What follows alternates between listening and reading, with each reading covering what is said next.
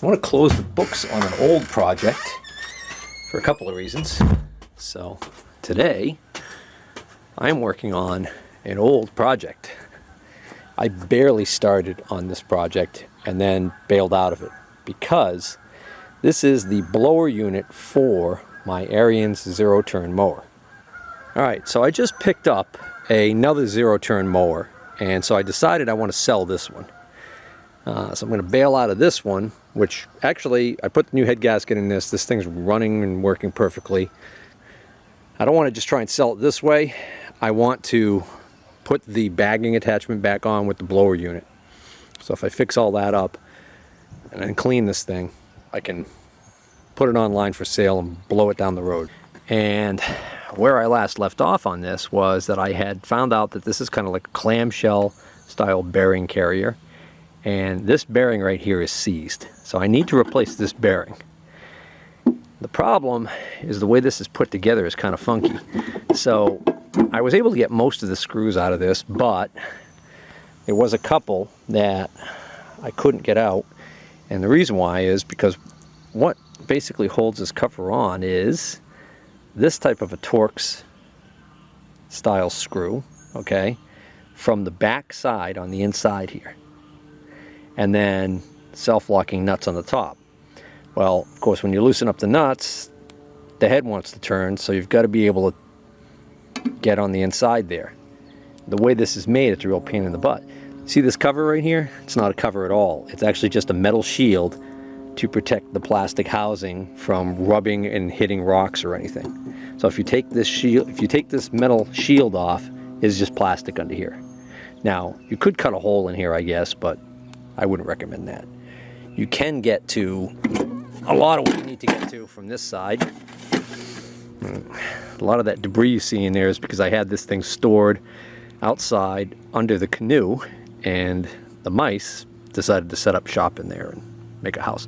So that was the screw that I couldn't get out, was in that location right there.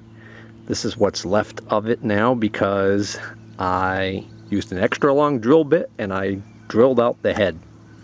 So I was able to get that last screw out.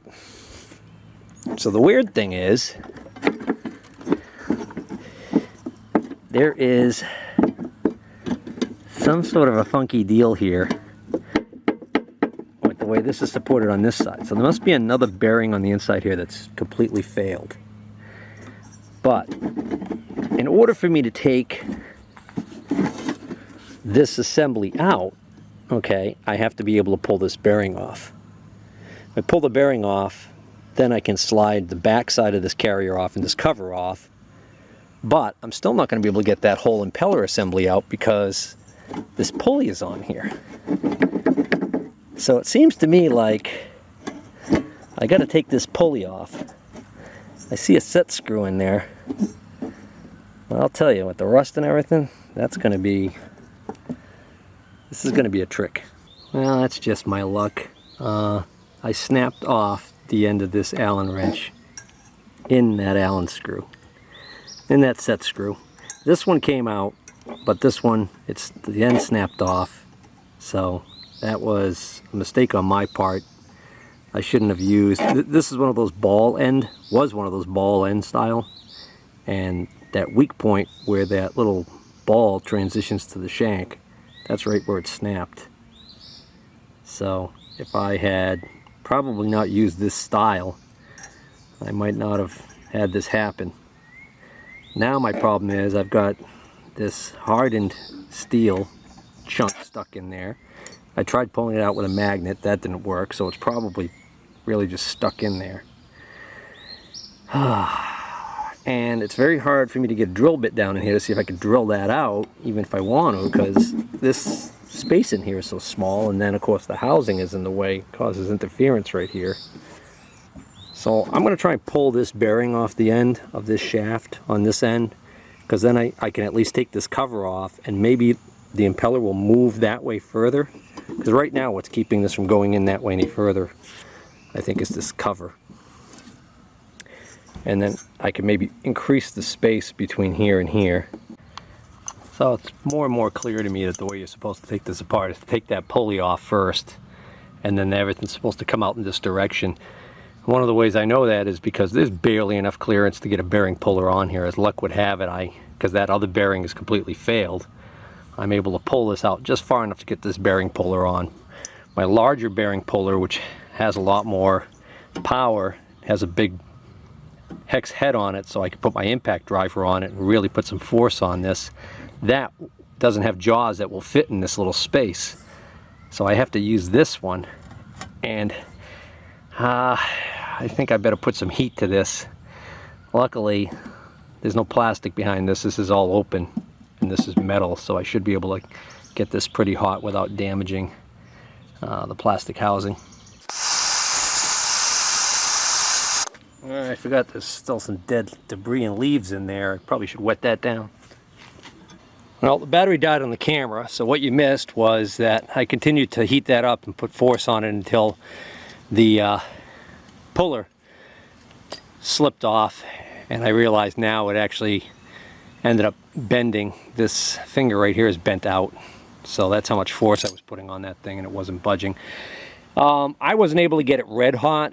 If I had my oxyacetylene heating torch, I could probably get it much hotter, but I'm out of oxygen, and I don't feel like running all the way to the supply store for a tank of oxygen just for this one project. The other thing that bothers me is that on the back side here, if I look down in there, I can actually see more set screws that are going to be even more difficult to get to than the ones that I already broke a tip off of on this side. So now I'm going to see whether or not I can force this pulley off of here, even though I've only got one of the two set screws out. So to give me more clearance to work, I want to get this bracket assembly right here off. Alright, that was easy enough. There's two bolt heads you have to hold from the inside here, so you can take the two nuts off, and that allows you to take this whole bracket assembly off. And now that gives me a little bit more access so that I can whoa, that isn't welded, is it? That must be just rust. They wouldn't do that, would they? No. No, because by design, I'm almost positive this has to go out that direction. Alright, so this is not the proper way to remove a pulley. It's going to end up damaging the sheave of the pulley. So at this point though, if I can get this thing off, I'm willing to sacrifice that pulley. And that's going to be a big if though. So I'm thinking to give me a little bit better chance of success, I am going to try and heat that up again with the torch. I got to be a little more careful because this is all plastic. Matter of fact, maybe I won't try and heat that. I don't like the idea of how close in proximity this is to that plastic behind there. So I'm going to use my impact driver to run this thing, because I don't think I'm going to be able to just sit there and slowly tighten this without it popping off. I'm hoping that I could just hit it really quick, shock it, and pop it. I don't have much room I can turn this either. That's as short as I can get this puller. And the other pullers I have, I don't think they're going to be able to grab the pulley as well. So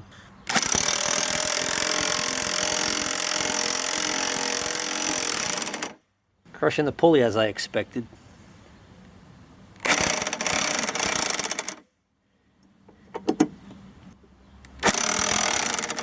That's going to slip.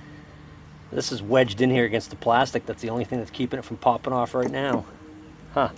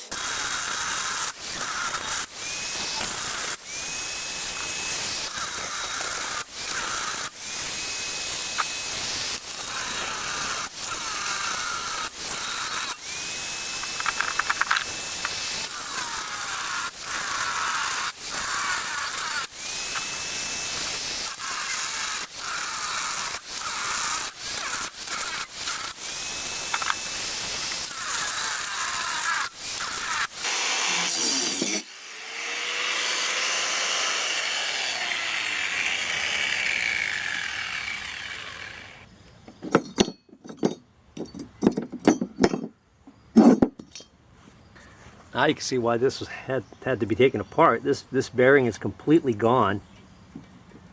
There's just some pieces of it left. All the internals of it are toast. If I continue to cut this small enough, I can drop this whole thing probably out that way. But if I take these nuts off, I think I can drop the bearing carrier out, and I think the whole thing will drop out that way now. And of course I couldn't do that before because the pulley won't fit through that hole. In case you wonder why I didn't do that in the first place.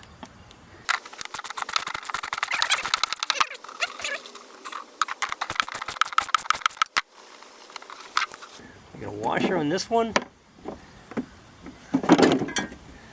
Well, I guess there is a washer on this one. It's just, it's in the plastic.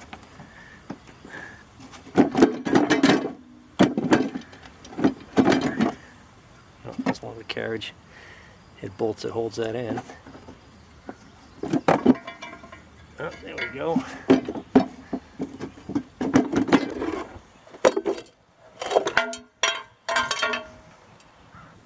Somewhere in this mess is one of the two set screws that I was able to get out.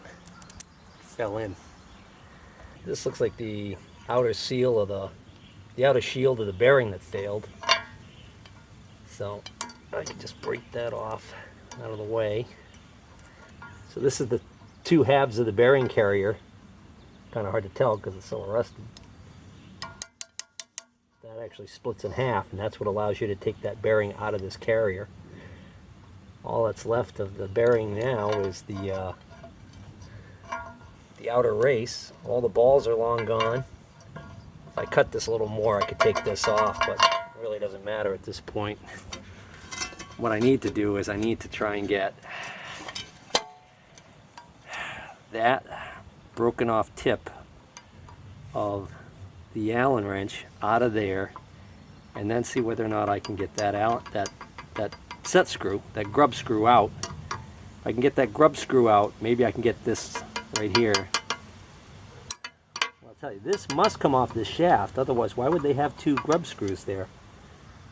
And this is the inner race of the bearing, which must be pressed onto the shaft. So you must press the bearing on and then put this pulley on. Give that a kick in the head. And you got two set screws on this side. Same deal.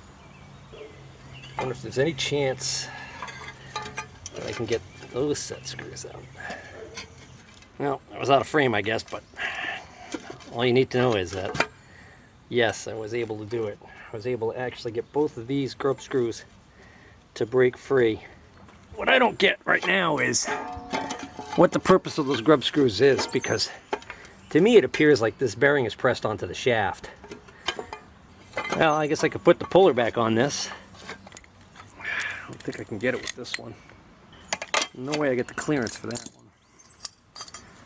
This one already failed once, but maybe now that I have that, maybe now that I have those grub screws out, well, again, it doesn't really make sense to me why that would make a difference, unless this bearing is pushed onto a sleeve that has those grub screws in it. Oh, that's it. That's the end of that puller. Just cracked it.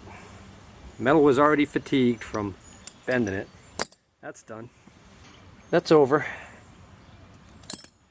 That's over, Johnny. I'll tell you. Alright, so what I did now is I pried off the outer shield of this bearing, and then I used some chisels and I just smashed the cage, which is the metal part that actually keeps the bearings the ball bearings captive. Once you get that out of the way, you can give it a couple of whacks and you can actually pop out. You might have to pop out a few of the balls to give it some room, and then once you get enough of them out, you can get this whole thing right off.